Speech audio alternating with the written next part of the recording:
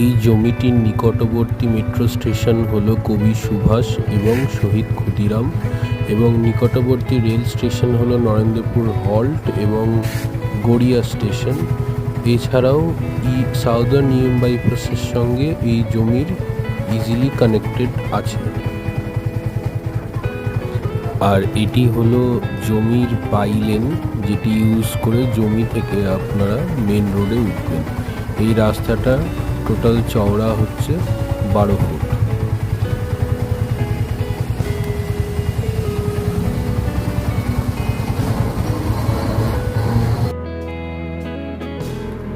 এই দিকে চলে যাচ্ছে নরেন্দ্রপুর হল্ট স্টেশন, আর এটি হলো জমির গলি, এবং এই দিকে চলে যাচ্ছে গড়িয়া স্টেশন।